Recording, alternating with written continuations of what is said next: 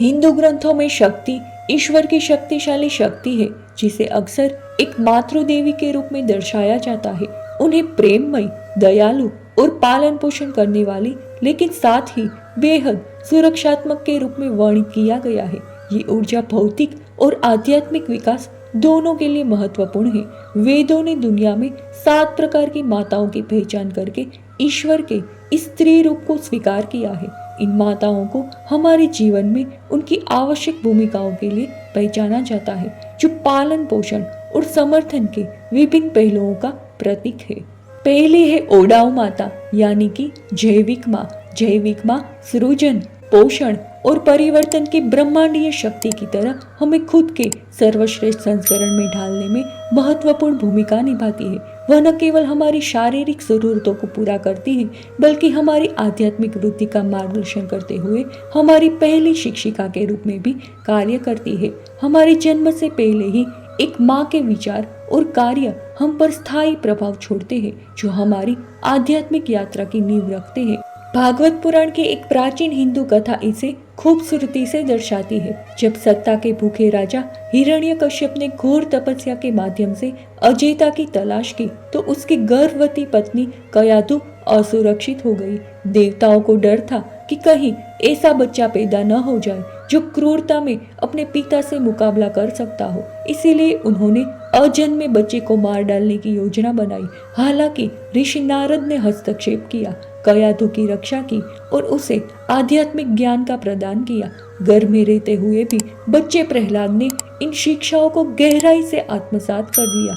एक अत्याचारी द्वारा पालन पोषण किए जाने के बावजूद प्रहलाद एक निस्वार्थ व्यक्ति के रूप में विकसित हुआ, जो विष्णु को समर्पित था। ये कहानी दर्शाती है कि एक देखभाल करने वाली माँ के कार्यों का उसके अजन्मे बच्चे पर कितना गहरा प्रभाव पड़ सकता है। ये नारद द्वारा दर्शाई गई निडर करुणा की शक्ति को भी रेखांकित करती है, जो देवताओं द्वारा किए गए भय प्रेरित हिंसा पर विजय प्राप्त करती है। दूसरी है गुरु पत्नी। प्राचीन भारत में 5 साल की उम्र में बच्चे आमतौर पर शिक्षा के लिए गुरुकुल जाते थे। गुरुकुल एक स्कूल शिक्षा प्रणाली थी, जहां छात्र गुरु के साथ रहते थे। गुरु की पत्नी ने बच्चों के लिए माँ की तरह काम करते हुए एक महत्वपूर्ण भूमिका निभाई। जब वे अपने परिवारों से दूर होते थे, तो वे उन्हें देखभाल, प्यार और मार्गदर्शन प्रदान करती थी। इस व्यवस्था ने सुनिश्चित किया कि सांसारिक ज्ञान के अलावा बच्चों को आध्यात्मिक शिक्षा और उनके समग्र विकास के लिए आवश्यक पोषण भी मिले। तीसरी है ऋषि पत्नी। प्राचीन वैदिक समाज में ऋषियों के रूप में जाने जाने वाले आध्यात्मिक नेताओं की महत्वपूर्ण भूमिका थी। वे समाज के दार्शनिक और नैतिक दोनों पहलुओं का मार्गदर्शन करते थे। राजाओं को आध्यात्मिक दिशा प्रदान करते थे, जो न केवल अपने लोगों के भौतिक कल्याण के लिए बल्कि उनके आध्यात्मिक विकास के लिए भी जिम्मेदार थे। हालांकि कभी कभी ये ऋषि शास्त्रों में बताए गए अनुष्ठानों पर अत्यधिक ध्यान केंद्रित करते थे, जिससे आध्यात्मिकता का सार, करुणा, प्रेम और निस्वार्थता विकसित करना भूल जाते थे। भागवत पुराण की एक कहानी इस प्रवृत्ति को दर्शाती है।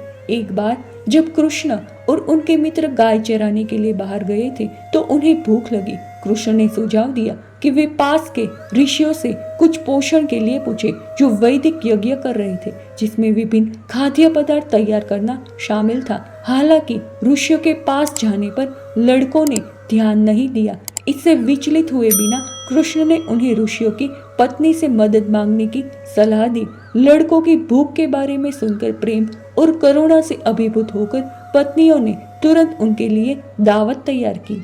इस घटना ने ऋषियों की चूक को उजागर किया। अपनी पत्नियों के निस्वार्थ प्रेम को देखकर ऋषियों को अपनी गलती का एहसास हुआ और उन्हें अपनी उदासीनता पर पश्चाताप हुआ। वे समझ गए कि वैदिक यज्ञों का अंतिम लक्ष्य प्रेम और सेवा को विकसित करना था, जो गुण उनकी पत्नियों के कार्यों से झलकते थे। वैदिक संस्कृति में ऋषि की पत्नी का दयालु और प्रेमपूर्ण स्वभाव आध्यात्मिक आधार के रूप में कार्य करता था, जो ऋषि को आध्यात्मिक अभ्यासों के वास्तविक उद्देश्य की याद दिलाता था। एक अधिक दयालु और प्रेमपूर्ण समाज को बढ़ावा देना। जिस तरह एक माँ अपने पिता को अपने बच्चे के पालन पोषण में प्रेम और करुणा को प्राथमिकता देने के लिए मार्गदर्शन करती है, उसी तरह ऋषियों की पत्नियां ये सुनिश्चित करती थी कि उनके पति समाज के उनके मार्गदर्शन के बीच जीवन के दिव्य लक्ष्य को कभी न भूले। चौथी है राजपाटनी यानी कि रानी। प्राचीन वैदिक भारत में आदर्श शासक केवल राजा नहीं था, उसे अपने लोगों के लिए एक देखभाल करने वाले पिता के रूप में देखा जाता था। इसी तरह रानी को राज्य में सभी के लिए एक पूजनीय माँ के रूप में माना जाता था। साथ मिलकर उन्होंने एक ऐसा माहौल बनाने के लिए काम किया जहाँ हर कोई भौतिक और आध्यात्मिक दोनों तरह से समृद्ध हो सके। रानी की भूमिका विशेष रूप से महत्वपूर्ण थी क्योंकि उसने राजा को ऐसी नीतियों को लागू करने के लिए प्रेरित और समर्थन किया जो हर व्यक्ति की भलाई के उद्देश्य से थी। उन्हें अपने बच्चों की तरह मानते हुए इस पोषण करने वाले माहौल ने पूरे समाज में एकता और समृद्धि की भावना को बढ़ावा दिया। पांचवी है गौ माता यानी कि गाय।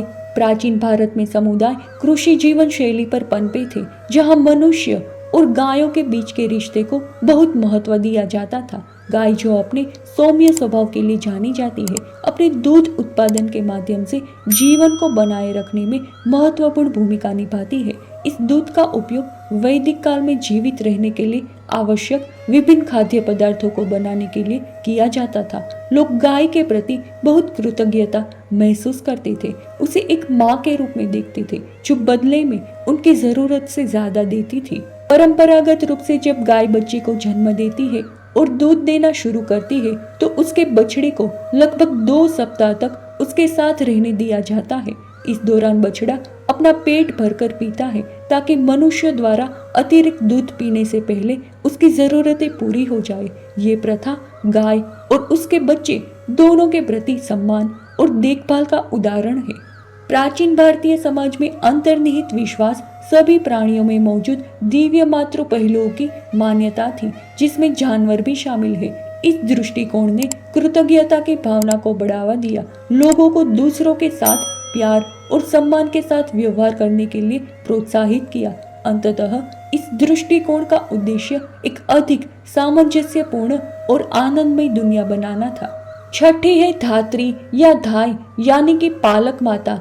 जब हम अस्वस्थ महसूस करते हैं तो हमारी देखभाल करने वालों की सराहना करना महत्वपूर्ण है, चाहे वे डॉक्टर हो, नर्स हो, परिवार के सदस्य जैसे बेटियां, बेटे, बहनें, भतीजे या भतीजियां हो।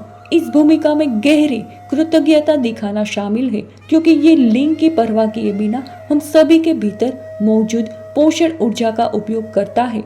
इस देखभाल मातृ ऊर्जा के लिए ताकत और त्याग की आवश्यकता होती है, खासकर जब क्रोधी या अप्रशंसनीय लोगों से निपटना हो। ये एक ऐसी भूमिका है जिसका हमेशा सम्मान और महत्व होना चाहिए। सातवीं है धरित्री माता यानी कि पृथ्वी। पृथ्वी को एक पालन पोषण करने वाली माँ के रूप में कल्पना करें, जो बदले में कुछ भी उम्मीद किए बिना उदारता से जीवन के लिए सभी आवश्यक चीजें प्रदान करती है। जिस तरह एक माँ अपने बच्चों की अथक देखभाल करती है, उसी तरह पृथ्वी हमें भोजन, पानी, हवा और आश्रय देकर जीवित रखती है। हालांकि उसके निस्वार्थ देने के बावजूद समाज में कई लोग परिणामों पर विचार किए बिना उसके संसाधनों का बिना सोचे समझे दोहन करते हैं। इस शोषण के कारण जलवायु परिवर्तन हुआ है, जो एक वैश्विक संकट है जो हम सभी को प्रभावित कर रहा है। चरम मौसम की घटनाएं, बढ़ता तापमान और पर्यावरण क्षरण कुछ ऐसे हानिकारक प्रभाव है जो हम पृथ्वी की भलाई के प्रति अपनी उपेक्षा के कारण अनुभव कर रहे हैं। हमारे लिए ये समझना बहुत जरूरी है कि धरती की पोषण करने वाली भूमिका बिना शर्त प्यार की एक गहरी अभिव्यक्ति है, जो एक माँ के पोषण करने वाले प्यार के समान है। ये प्यार शुद्ध और शक्तिशाली है, फिर भी अक्सर इसे हल्के में लिया जाता है। धरती की मातृ देखभाल को स्वीकार करके हम इसके लिए एक गहरी प्रशंसा विकसित कर सकते हैं और भविष्य की पीढ़ियों के लिए उसकी रक्षा और संरक्षण करने का प्रयास कर सकते हैं। संक्षेप में हमें एक माँ के निस्वार्थ प्रेम से सीखना चाहिए और अपने जीवन में पृथ्वी की उपस्थिति को सक्रिय रूप से स्वीकार करना चाहिए तथा उसके साथ उस सम्मान और कृतज्ञता का व्यवहार करना चाहिए जिसके वे हकदार हैं।